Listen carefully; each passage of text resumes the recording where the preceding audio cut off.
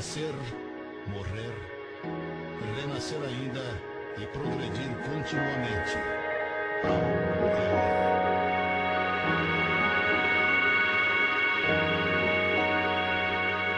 Nós chegamos ao ponto culminante do programa de hoje, né? Quando eu digo chegamos ao ponto culminante, é porque chegou o momento, né, que contamos com o convidado do dia, né? O convidado de hoje, Roberto César dos Santos. Nós já estamos aqui há mais de meia hora aqui, né, fazendo o programa no rádio, né? E agora valendo também para o site avozdoespiritismo.com.br. Eu quero primeiramente, Roberto, ouvir os seus cumprimentos, tá? Os cumprimentos de Roberto César dos Santos. Queria deixar aqui meu abraço, minha boa tarde para todo mundo que está ouvindo aí e que a gente possa levar uma mensagem bacana para todos. Muito bem. O Roberto, ele faz parte lá do Centro Espírita Luz e Fraternidade, né, da instituição Nosso Lar, e ele é um estudioso, afinco, faz parte dos passistas lá, né, do Luz e Fraternidade, e faz palestras também por aí tudo. Tá aqui, beleza. Todo último sábado do mês, o Roberto César dos Santos está lá em Aracanguá, né, fazendo palestra lá. Isso já é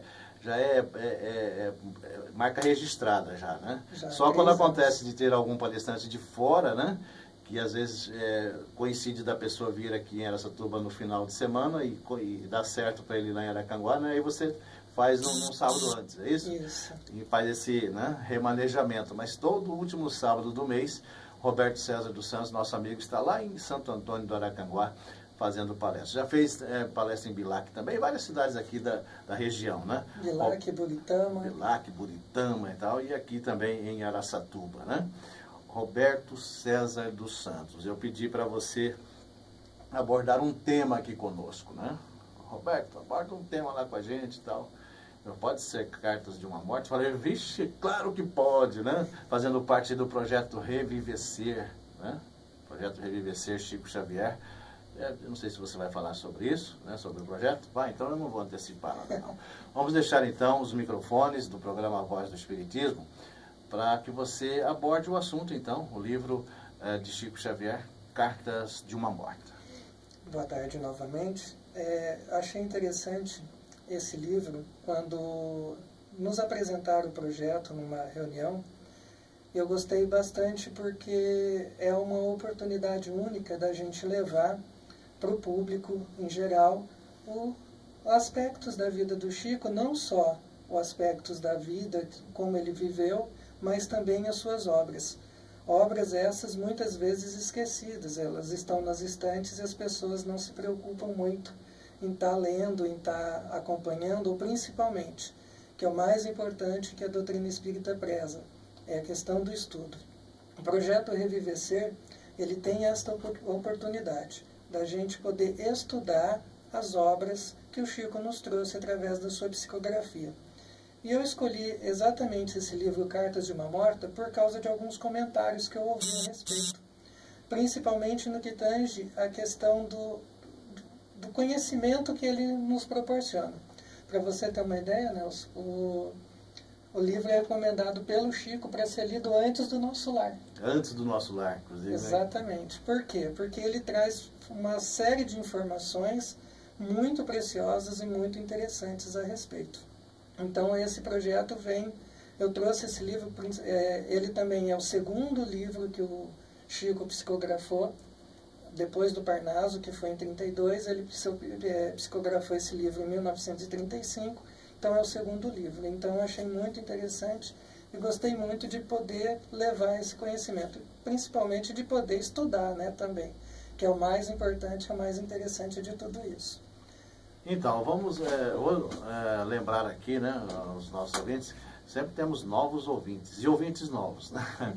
Sobre o projeto Revivecer, foi uma ideia do Robson. Vamos falar aqui o nome da pessoa. Robson Frederico Cunha teve essa ideia, né? E apresentou para o Ricardinho, presidente da USE, né? O Ricardinho achou uma ótima ideia. Então, esse projeto Revivecer Chico Xavier, aqui em Araçatuba e região, tá, gente? Araçatuba, São Paulo e região. Onde cada palestrante, aqui tem o rodízio, né, dos palestrantes da USE, né? As pessoas que fazem palestra não faz só na sua casa, na própria cidade aqui, faz nas outras casas espíritas também, de Araçatuba e região. Então, qual foi a ideia do Robson? De cada palestrante aqui, local e regional nosso, abordasse um livro de Chico Xavier, Revivecer Chico Xavier. Então, cada um escolheu um livro para abordar, né? Lógico, fazer um resumo de um livro, é óbvio, né? Não tem como numa palestra você abordar o livro inteiro, né? Tem que estudar de novo e fazer aí o resumo do livro, não é isso? E cada um escolheu um determinado livro e o Roberto César escolheu Cartas de uma Morta, que ele vai passar para a gente agora. E a gente começa falando a respeito do Chico, né? Que são informações que às vezes a gente conhece, mas acaba por esquecer. Que o Chico nasceu dia 2 de abril de 1910 e desencarnou. Acho que o desencarne foi marcante, que todo mundo se lembra. Foi no dia 30 de junho de 2002. Foi quando o Brasil ganhou a Copa, né? Então, no momento de extrema felicidade, o Chico partiu. Acho que justamente para que a perda dele não se tornasse uma coisa muito pesada, né? Muito triste. Foi num momento de extrema alegria. Inclusive, pessoas próximas ao Chico disse que ele sempre falava que ele gostaria de desencarnar um dia que o país estivesse feliz, estivesse contente, né? O pessoal até brincava, falava, então você não vai desencarnar nunca, então. Mas aí teve essa condição e foi. Aí, a gente sabe, né, o Chico psicografou mais de 400 livros, sendo que esses livros foram vendidos mais de 50 milhões. Gente, 50 milhões de livros é muita coisa e é muito dinheiro. Porém, a gente sabe que nenhum centavo de todas as suas obras ficou com ele. Tudo que ele produzia. Ele seria milionário, né? Seria milionário, porque 50 milhões de livros, mais do que isso foi, né? Uhum. Ao que, vamos dizer, 2, 3 reais de lucro, no mínimo, cada livro, né? Seria milionário, né? Exatamente. E ele não ficou com nenhum centavo, sempre doou. Porque era a marca registrada do Chico. As obras não eram deles, eram dos espíritos. E para isso ele sempre doou todas as suas obras em benefício dos outros. Ele foi indicado, o Chico, em 1981 para o Prêmio Nobel da Paz, só que não conseguiram a adesão necessária para que ele pudesse receber o prêmio. Mas em 2000, pela TV Globo de Minas, ele foi eleito o Mineiro do Século. Uma homenagem bastante justa, né? E, recentemente, em 2012, imaginem vocês que o Brasil é um país extremamente católico, né? A sua grande maioria é católico. Em segundo lugar, os evangélicos. Os espíritas são 3, 4%. Em segundo lugar, evangélico, assim, bem já chegando próximo dos católicos, exatamente, nos tempos para cá, né? Segundo o censo, né? Exatamente. E 3% somente de espíritas, né? Declaradamente espíritas.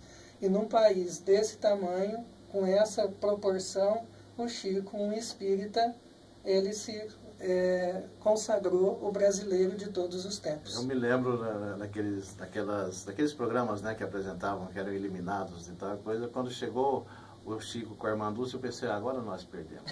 Agora nós perdemos porque, né, a grande maioria é católico, né? Sim. Agora nós perdemos, mas não perdemos não. Olha só, para você ver a importância de Chico Xavier perante todas as religiões. Né? Exatamente. E o mais interessante é que eu acho que isso se deve ao fato da questão da consolação que ele proporcionou. A pessoa Chico Xavier. Exatamente. Né? O que ele proporcionou de consolação com suas obras, com seus livros, com as mensagens de otimismo que ele trouxe, foi inegável tudo isso daí.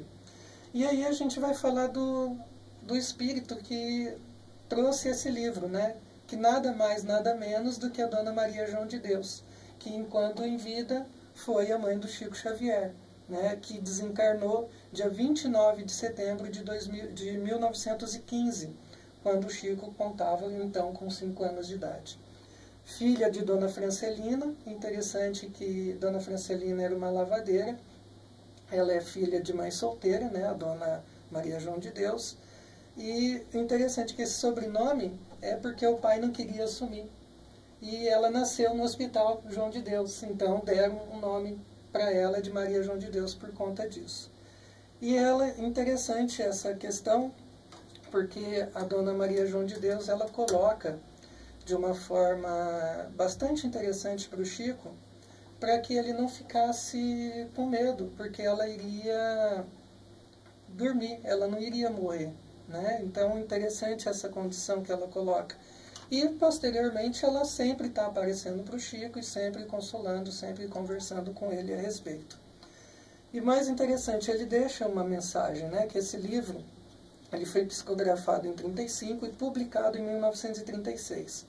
Os direitos autorais foram doados todos para as órfãs e ele possui, vocês podem até assustar, mas 124 capítulos. Só que são muito curtinhos, são cartas mesmo, são recadinhos, como se fosse um SMS hoje em dia. Que legal. Fosse um WhatsApp do plano espiritual para a gente. WhatsApp daquele tempo, né? Exatamente. Então o Chico trouxe isso daí. E o mais interessante desse livro é que ela conta como se fosse um diário. Ela vai contando tudo o que está se passando com ela, todas as memórias dela ela vai passando. Porém, em determinado momento, ela conta como é a vida no mundo espiritual e ela faz viagens em outros planetas nesse livro, é interessantíssimo nesse aspecto. E de uma forma assim mais didática, para a gente poder entender um pouco melhor o livro, eu separei os capítulos de acordo com as suas semelhanças, para que a gente não ficasse, eu estou falando de um assunto, de repente muda o capítulo, ela vai para Marte, por exemplo, né? Então eu coloquei essa situação, separei esses capítulos dessa forma para ficar mais interessante para a gente. Porque ela começa exatamente como ela se sentiu no momento em que ela desencarnava. É interessante, porque o capítulo diz o seguinte: últimos instantes do tormento corporal.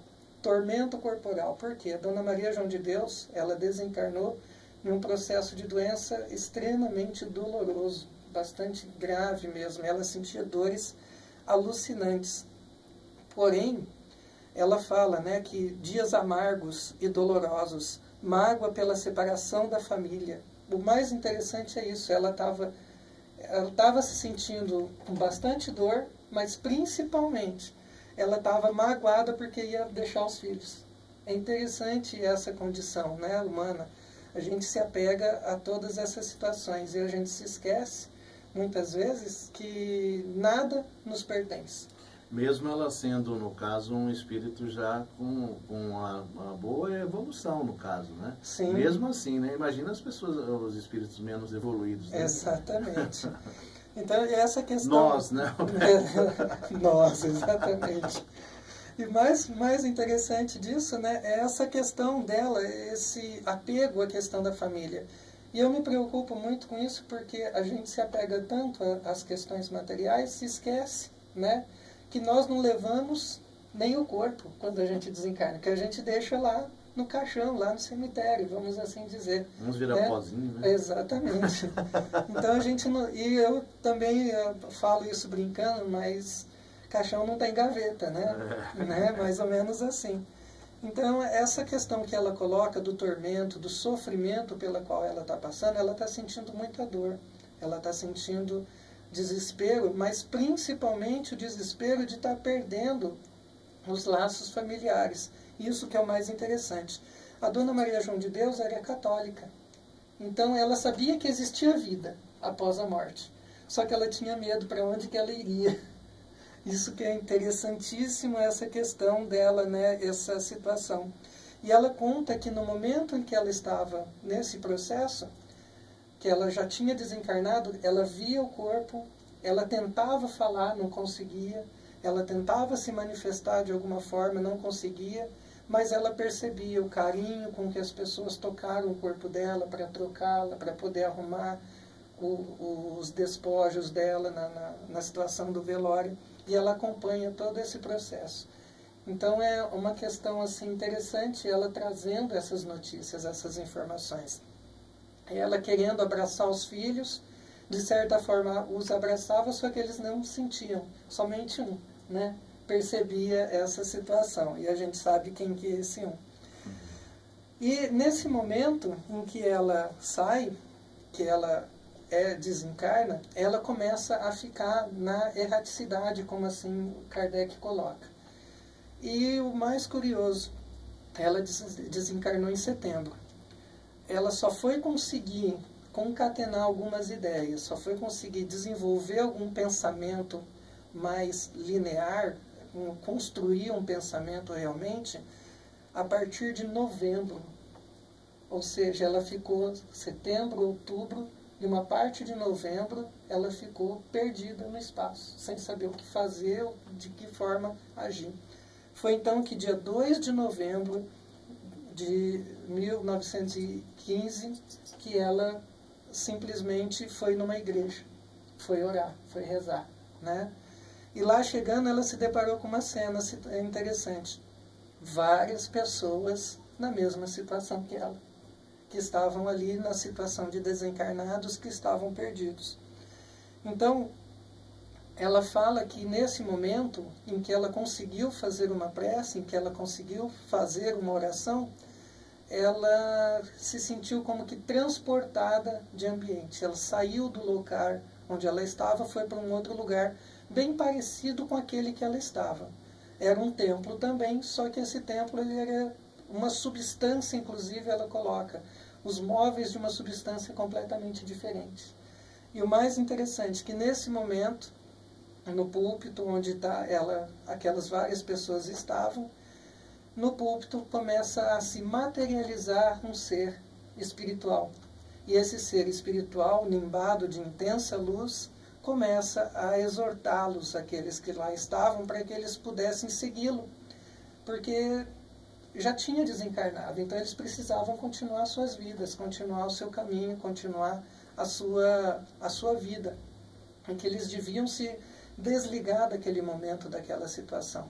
E foi que quando ela começou a se reunir no que ela chama de falange dos espíritos benignos, onde ela começou a entender esse processo de desencarnação e principalmente começou a fazer uma coisa que para muitos parece até uma surpresa, mas todos nós vamos trabalhar muito do lado de lá.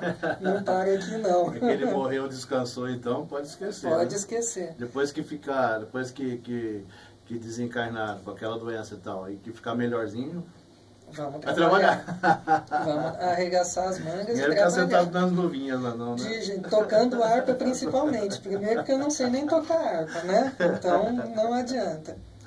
E aí ela conta, né, algumas passagens interessantes a respeito dessa vida dela na erraticidade. E ela conta uma coisa assim que às vezes a gente se pega e não toma a devida atenção nisso. Ela diz o seguinte: meus pulmões respiravam e meu coração pulsava. Mas ela desencarnou, ela não tem corpo. Como que tem coração, como que tem pulmão? E a gente se esquece, né, que o corpo físico é uma cópia exata do perispírito. Se ele é uma cópia exata do perispírito, então o perispírito tem todos os órgãos. Tem sangue, né, que corre pelas veias, tem estômago que precisa ser trabalhado, tem tudo, tem todos os órgãos, tem tudo. Então é interessante esta questão, né, que às vezes a gente não se dá muita conta disso. O mais curioso, se a gente se lembrar do Nosso Lar, logo no começo do livro, André Luiz dá um depoimento nesse sentido, porque ele fala que ele estava ali há muito tempo, cabelos em desalinho, barba por fazer, ou seja, continua crescendo. Cresceu tudo, né? Cabelo, Bem barbudo, unha, cabeludo. exatamente, sentindo extrema fome e sede. Ou seja, o corpo perispiritual, ele continua a se desenvolver e com certeza ele vai envelhecer, ele vai, com o tempo ele vai se perdendo as suas funções e tudo mais. Imagina o sofrimento, que eu estou pensando aqui, né? Você tocou nesse assunto, eu estou pensando, né? Com fome e sede, você disse, né? Sim. Aqui, se você ficava alguns dias com fome e com sede, você morre, né? E lá ficou um bocado de tempo com fome e sede, e não tem como morrer, né? Porque... né? Pois é. O André, inclusive, relata, ele ficou 8 anos ali naquela situação. Então, imagina como que é uma situação dessa, você perdido. A Dona Maria João de Deus ficou 2 meses, André Luiz ficou 8 anos. 8 anos. Né? Então, é uma diferença grande. E essa questão é interessante porque... E o Chico Xavier já consta, né, que o Chico Xavier ficou poucas horas ali dormindo nos braços da sua mãe, inclusive, né, quando desencarnou, né, o Chico ficou deitado no colo, nos braços da mãe por poucas horas ali, né? Exatamente. Já amparadíssimo, né? Com certeza. Então é interessante essa questão que ela nos relata, né, porque às vezes a gente não presta muita atenção nesses pequenos detalhes, nessas pequenas informações que vêm corroborar tudo isso, né? E Kardec coloca, no mundo espiritual, os espíritos se manifestam exatamente como eram enquanto estavam encarnados. Até objetos que essas pessoas possuíam, eles continuam manejando esses objetos do lado de lá. Então essa situação é muito interessante.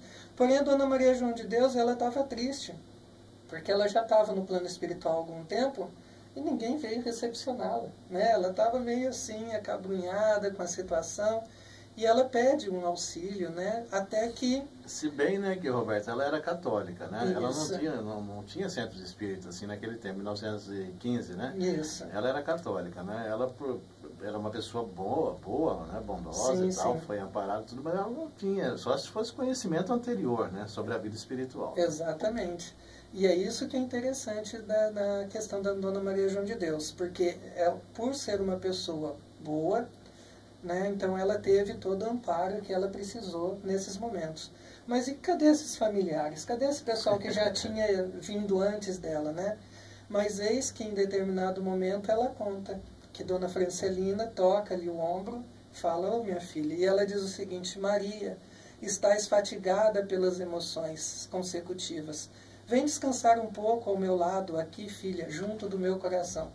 Vocês imaginam como que deve ser... Essa é a mãe dela, não, né? A mãe dela. A mãe dela, é. Imagina como que deve ser, no plano espiritual, você ali passando por diversos sofrimentos, diversas dificuldades, e sua mãe vem e te oferece o colo de novo, a gente volta a ser criança, né?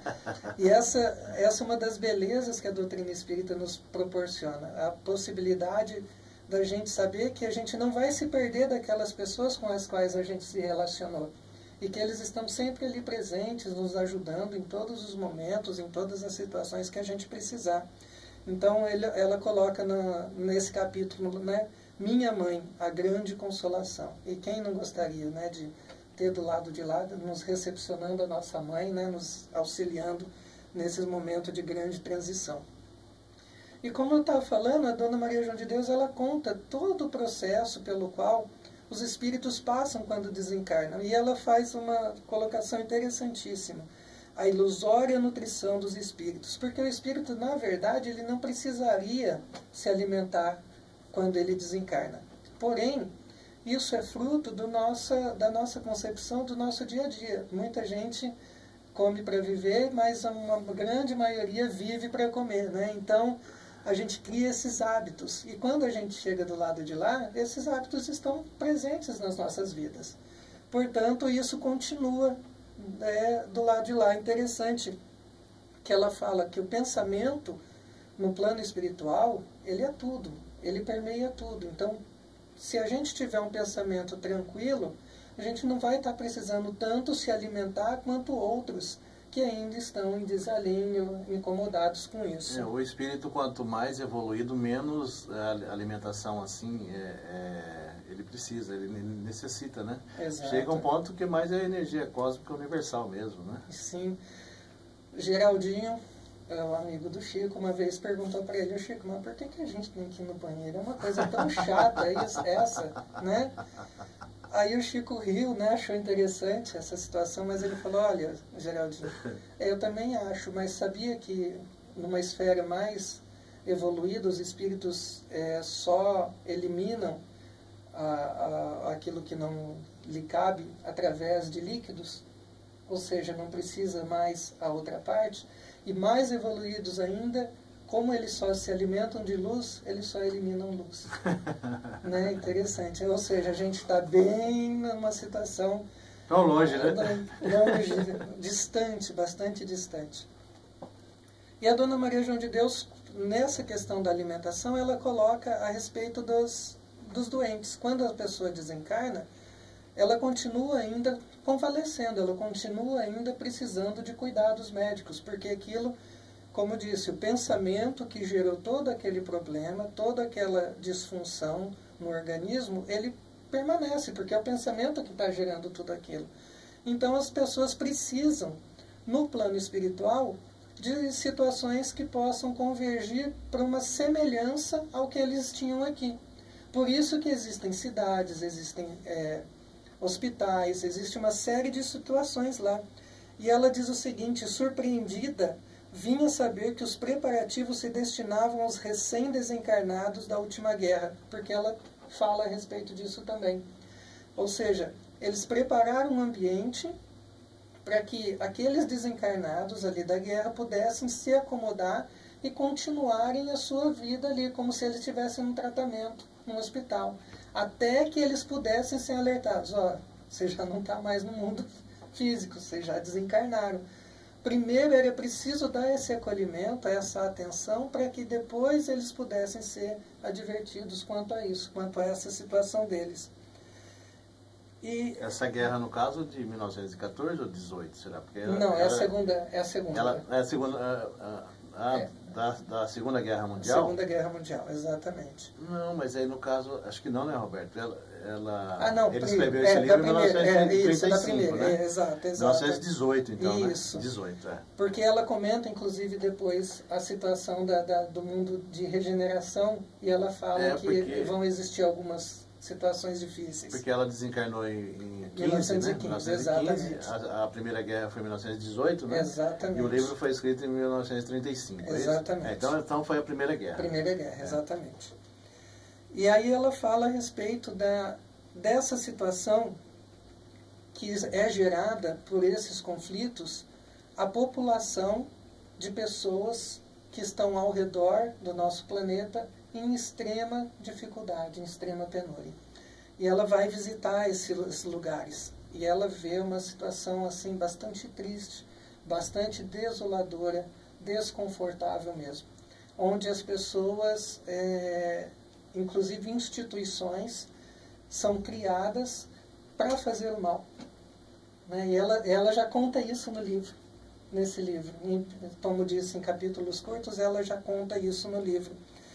E aí ela fala: existem, pois, lugares especificados onde se aliam os seres cujas mentes se afinam pelo mesmo diapasão. Vivem ali os que se apegaram em excesso às futilidades terrestres. Ou seja, é um lugar de bastante desespero, bastante tristeza. Porém, um espírito amigo que se aproxima dela fala: existe a possibilidade de regeneração. Só que a regeneração só é possível através do amor, né, do desprendimento, de você se entregar em benefício do próximo. É uma das coisas mais difíceis, né? Porque, como o Chico diz, Jesus não pediu nada além para a gente de escalar o Everest ou fazer coisas de um super-homem.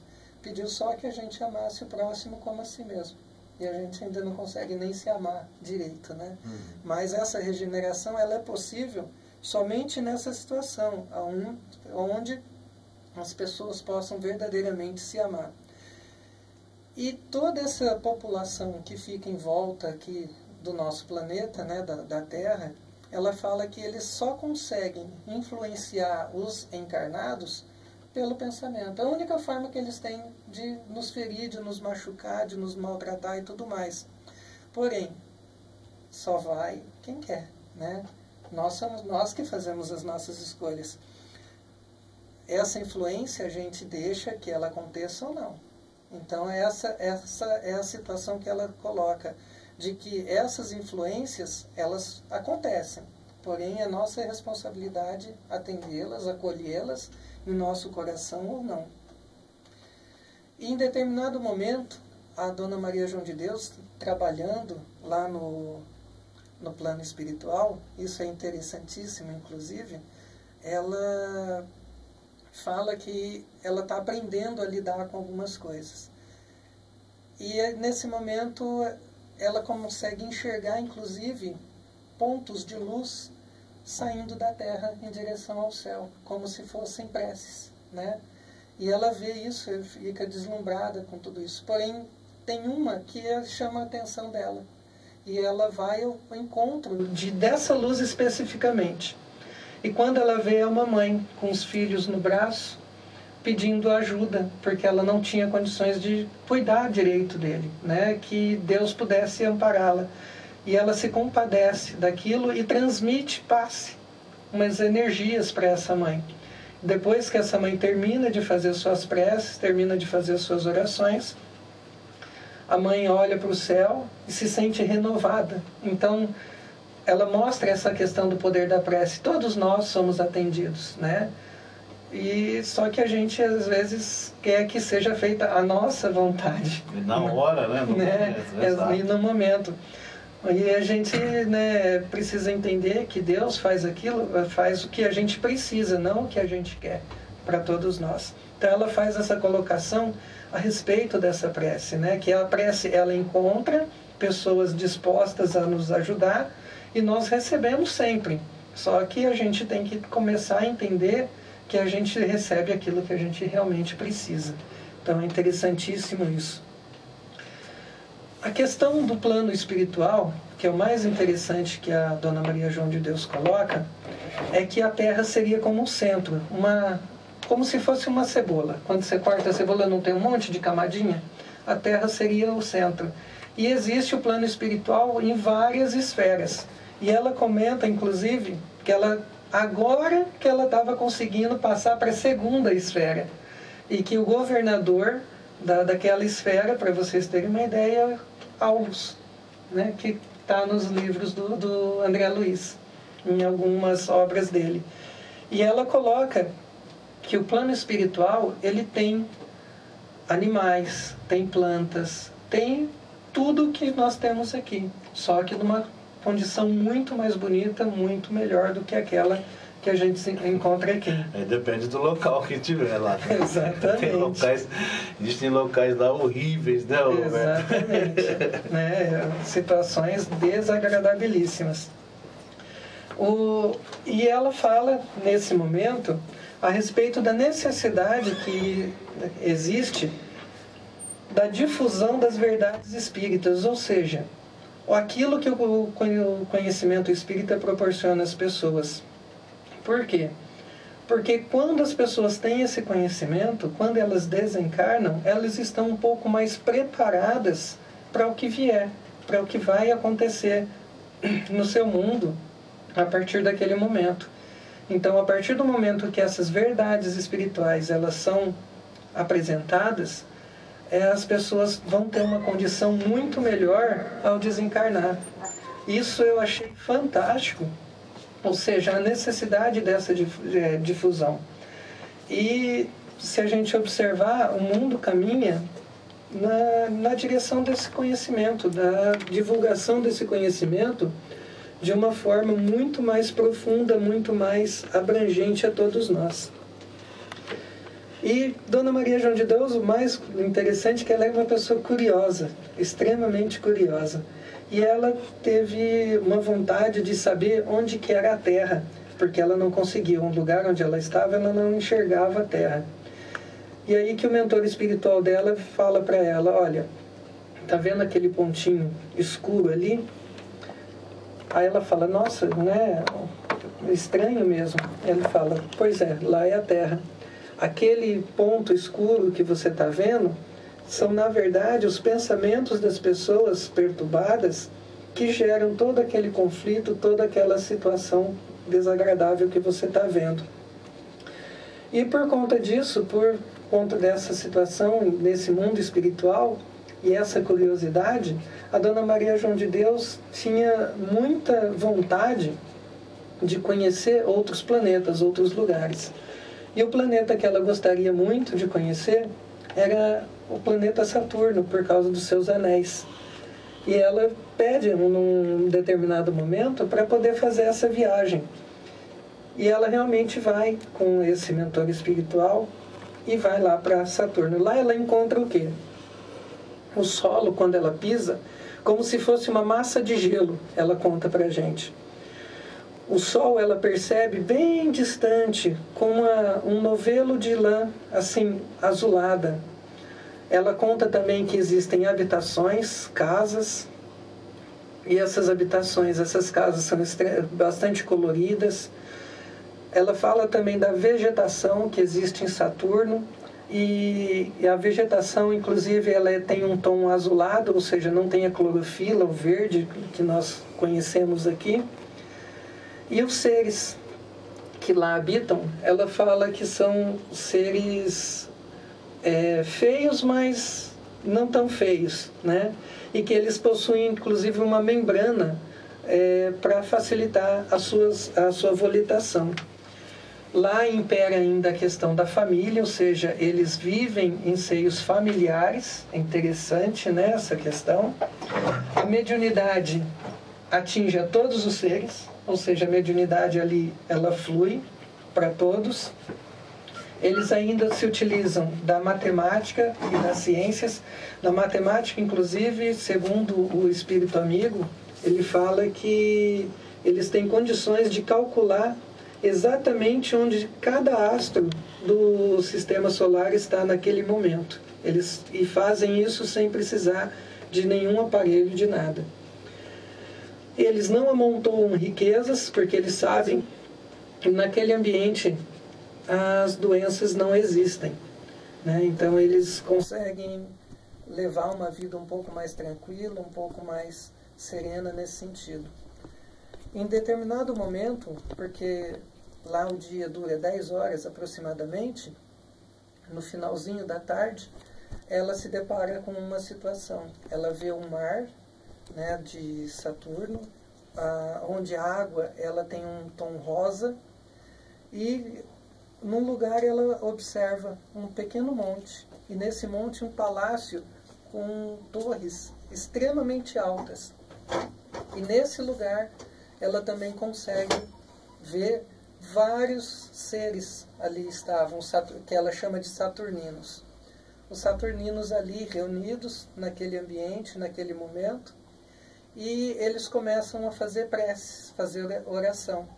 E ela percebe uma luz intensa daquele momento, partindo daquele lugar, daquelas pessoas que lá estão, e atingindo os céus. E na mesma proporção que essas luzes atingem os céus, elas retornam para eles. Ela vê a ação da prece naquele exato momento. São seres extremamente inteligentes, cordiais, né, que ali estavam, e é bacana isso, né, mostrar essa situação para todos nós. Ela conta também que, para ter conhecimento a respeito da luz, de como funcionava todo o processo da luz, ela foi levada pelo mentor espiritual dela para um lugar bem distante. Tanto é que ela não dá o nome do lugar para onde ela foi. No livro ela não indica isso. Porém, esse lugar, ela fala que tem 3 sóis. E o primeiro, ele tem um tom rosa. O segundo sol, ele tem um tom verde. E o terceiro, um tom laranja. E essa combinação de cores, ela fala que artista nenhum imaginaria como que isso se reflete na superfície do planeta. Vamos só lembrar aqui, eu estou vendo aqui pelo seu notebook ali, né? Lembrando que os amigos do site estão vendo também, né? As imagens, né? Que nós estamos filmando aqui também. Os amigos do site estão vendo, né? Os slides ali, inclusive está ali os 3 sóis ali bonitos, né? Exato. E os amigos da rádio, tá? Que quiser acompanhar depois este mesmo programa no site, a voz do espiritismo.com.br, você poderá ver no site, inclusive, essas imagens maravilhosas, né, Roberto? Isso. E ela fala a respeito dos seres que lá habitam, que também existe vegetação, existem habitações, e os seres, isso que eu achei assim extraordinário, ela não consegue se comunicar, porque eles são num padrão evolutivo muito além daquilo que ela consegue. Eles conseguiam lê-la em todos os sentidos, ela não conseguia chegar perto deles. O único que conseguia conversar com eles era o mentor espiritual dela, que naquele momento estava ali fazendo essa excursão com eles. Então é interessantíssimo isso, né? Essa situação de você conseguir vislumbrar um mundo onde o amor, a ciência, ele prevaleça de uma simplicidade que a gente não consegue conceber, a gente não consegue entender. E Dona Maria João de Deus também vai até um lugar que todos nós aqui conhecemos, inclusive enxergamos de alguma maneira, que é Marte, né? E ela vai visitar Marte e ela fala dos seres que lá habitam Marte, fala dos mares de Marte, da vegetação e tudo mais. Aí alguém pode dizer, mas tem uma nave espacial. Até eu mesmo escrevi um artigo a respeito, né? Tem uma nave espacial lá, um jeepzinho lá, o Curiosity, que está lá passeando e não achou nada, né? E por que vocês falam que tem vida lá em Marte e a gente não está vendo? É porque existe a questão do mundo espiritual, né? Então a gente vê esse mundo físico que a gente habita. Os nossos sentidos só conseguem enxergar algumas nuances das cores, a gente só consegue ouvir alguns sons, a gente não consegue ver e ouvir na sua totalidade. Acho que só 8%, né, que a gente consegue, né? A mente, a visão, e tudo, o ouvido, tudo, né? Exatamente. Acho que é só 8%, parece uma coisa assim, é o mínimo, né, que nós conseguimos perceber no nosso próprio planeta, né? Pois é, e hoje em dia a gente sabe que pela teoria das cordas existe a possibilidade, até hoje pelo menos, de 11 dimensões possíveis. Né? Isso pelos cálculos matemáticos que os físicos têm desenvolvido nessa situação. Para vocês terem uma ideia, o livro Universo numa Casca de Nós, do Stephen Hawking, ele foi publicado há mais ou menos uns 15 anos. Ele falava de 9 possíveis dimensões. E recentemente foi atualizado para 11. Né? Então, ou seja, está se descobrindo cada vez mais.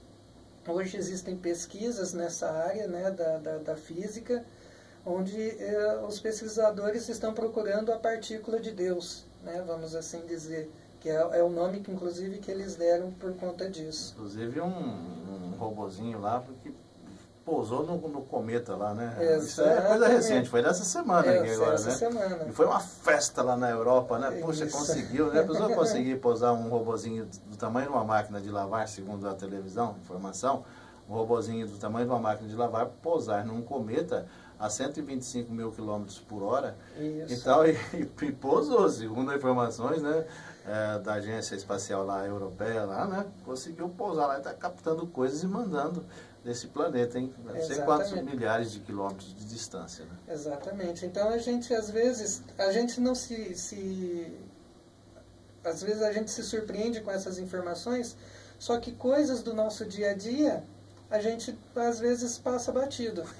Por exemplo, a gente está numa rotação da Terra em mais de 160 mil quilômetros por hora. E a translação, ou seja, o está ano... rodando de todos os lados. Exato. Né? E o planeta Terra girando em torno do Sol a uma velocidade assustadora, 106 mil quilômetros por hora. Está girando tanto no sentido como no outro, simultaneamente. Né? Exatamente. Então aí as pessoas... Ela parece estar tontinho, birutinha, né? Então às vezes a gente não se dá conta disso, né? E as pesquisas estão avançando nesse sentido. E Dona Maria João de Deus já trouxe essas notícias para a gente, né? E hoje em dia a gente só vai corroborar toda essa situação. E ela fala, finalizando, ela fala a respeito do novo ciclo evolutivo. O que significa isso? Ela fala que desde aquela época, os mentores espirituais dela já falavam que a Terra estava passando por um período de transformação. Né? E isso, hoje em dia, está muito mais patente, muito mais presente nas nossas vidas. E ela deixa uma mensagem para o Chico, e uma mensagem extremamente interessante, porque ela diz assim, um adeus. E ela deixa um texto para o Chico que eu particularmente me tocou bastante, porque ele diz o seguinte: não encare tua mediunidade como um dom. Olha só, a mãe do Chico, normalmente mãe fala que o filho é a melhor pessoa do mundo, né? Então Dona Maria João de Deus, ela fala: não encare tua mediunidade como um dom. O dom é uma dádiva e ainda não mereces favores do Altíssimo dentro da tua imperfeição. Veja só, Dona Maria João de Deus falando para o Chico Xavier que ele não merecia os favores de Deus. Então imagina a gente como que está a nossa situação, né? Então interessantíssimo essa colocação dela, né? Para mostrar para o Chico manter sempre os pés na questão da humildade. Humildade que ele levou a sua vida toda, né? Ajudando as pessoas. E sempre isso se materializou nesse sentido. Mas eu acho, cá entre nós, entre todo o público, logicamente. Assim, modo de pensar meu que agora, quanto a isso, né? Fala assim também para ajudar, inclusive, para que o filho não se envaideça. Né? Exatamente. Mas que ele era um grande isso aí. É porque vaidade, né? Tudo é vaidade. Falou isso, né? para não se envaidecer, então, não cair na tentação e tal, mas ele é fora de série. E ela finaliza com uma frase que eu tomei como uma verdade para mim. A vida terrena é amarga, mas ela é passageira, né? E às vezes a gente se apega tanto a essa questão do sofrimento que a gente está vivendo e a gente se esquece de que tudo isso vai passar, né? A gente só precisa aprender a lidar com todas essas questões. E ela deixa uma última mensagem para a gente, né? Que ela diz o seguinte: trabalhai, sofrei, confiai na misericórdia divina, pois não foram pronunciadas para os espíritos satisfeitos e felizes aquelas divinas palavras. Bem-aventurados os aflitos da terra, pois que a eles pertencem as alegrias dos céus. Então, gente, eu acho que era isso que a gente queria passar para vocês. Vale a pena, quem tiver a oportunidade de adquirir esse livro ou pegar na biblioteca. Ele é rapidinho de ser lido, como eu disse, são 124 capítulos, mas são 124 páginas. Porque você passou aqui, mas às vezes alguém lá pensou, mas ele já falou tudo sobre o livro. Não, tem muitas coisas lá que você vai ficar impressionado. Exatamente, né? Porque ela fala, ela visitou o Egito, ela fala de algumas condições interessantíssimas, ela conta no mundo espiritual diversas situações que a gente nem imagina, a pessoa, né? mesmo lendo o livro, cada um tem uma nuance também do que está lendo, do que está percebendo, né? Aquela percepção particular de cada um, né? Sim. Aí eu já li o Nosso Lar várias vezes e todas as vezes que eu leio eu vejo mas eu tinha lido nuances isso. diferentes, né? Exatamente. Então, conforme você vai apurando a sua percepção, você vai tendo um entendimento melhor e essa compreensão vai nos ajudar no processo, né? Mais adiante, com certeza. Muito bem, são 12 horas e 12, não, são 13, aquele ali está errado, né? 13 horas e 23 minutos. Roberto César dos Santos, meu amigo lá da instituição Nosso Lar, eu quero deixar os microfones para que você faça a sua despedida dos nossos ouvintes, dos amigos da rádio e do site, e também fazer a prece de encerramento do nosso programa de hoje, ok? Roberto César dos Santos. Perfeito.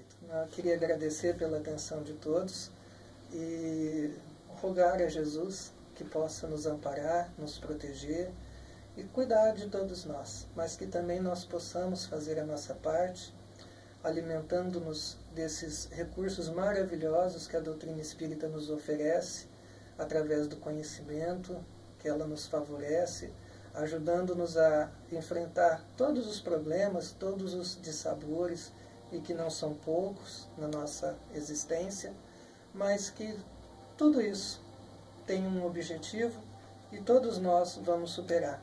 Porém, depende única e exclusivamente da nossa condição, de nós fazermos o nosso melhor sempre. Jesus, que possa sempre estar